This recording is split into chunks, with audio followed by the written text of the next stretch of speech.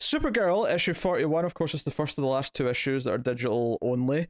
Jodie Hauser writing, of course, with Rachel Stott on the art, which is the same as what the previous issues have been.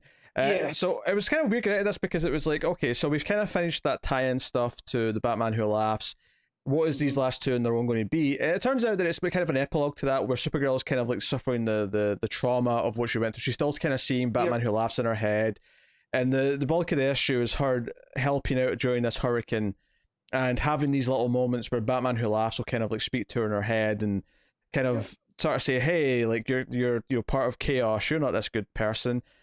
She's also sort of reuniting with Crypto and going to save people who are trapped in their houses in Florida, and uh generally, really, again, much like a lot of these Hauser issues, very sort of quick, easy read, fairly pretty to look at, nice bold colors. Yeah, Stott's art, it's pretty good. Although there's a couple nitpicks coming up from it, but I'm not gonna, I'm gonna try to enjoy these as much as I can.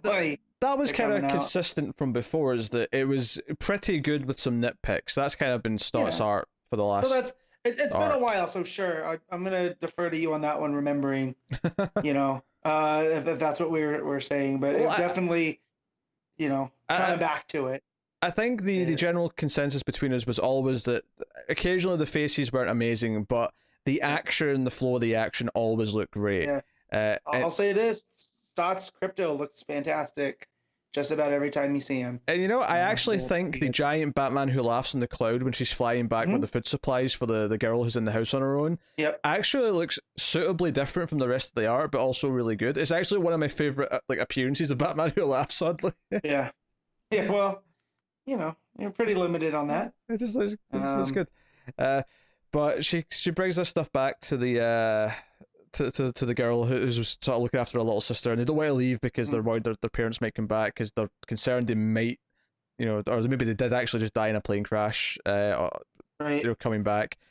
And as the book ends, this there's a tease in the middle of this, but basically this army general shows up in essentially a Lexosuit. Basically, Supergirl is seen as a threat now by the military because of everything she did when she was under the effect of the Batman Who Laughs. Right.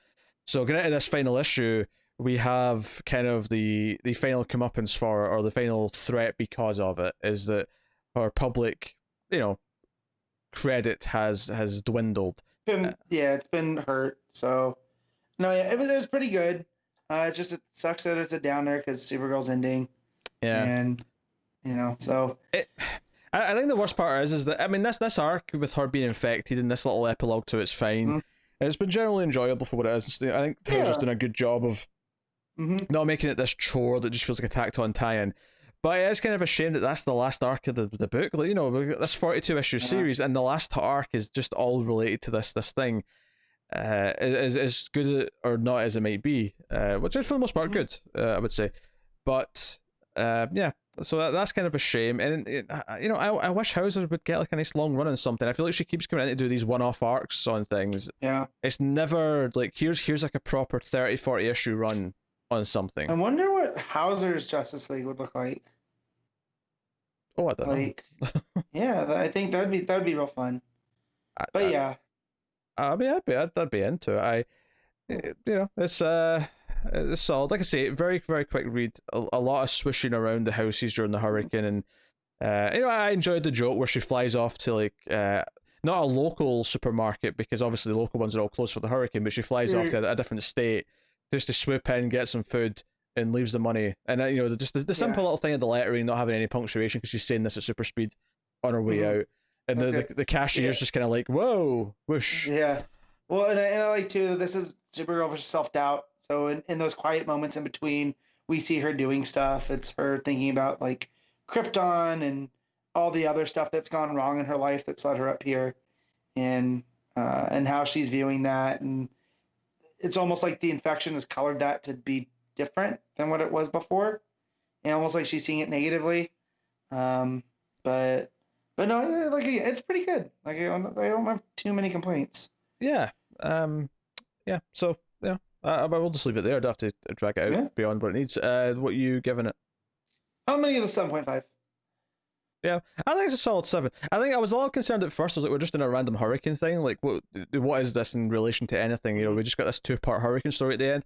But then once it started bringing her doubt and like her still sort of just recovering from the Batman Who Laughs, I was like, okay, all right, it's actually more of an epilogue to the previous story that makes sense given everything she was doing in that story. It makes sense she'd have some time recuperating and getting over it. Yep. So, yeah, I'll give it just a straight 7. I think it's solid 7, which is good. If nothing spectacular. So. There you go. That is Supergirl. Girl. Yes, I was a dramatic pause, Matt. Gotcha. I thought you forgot how to say girl. No danger.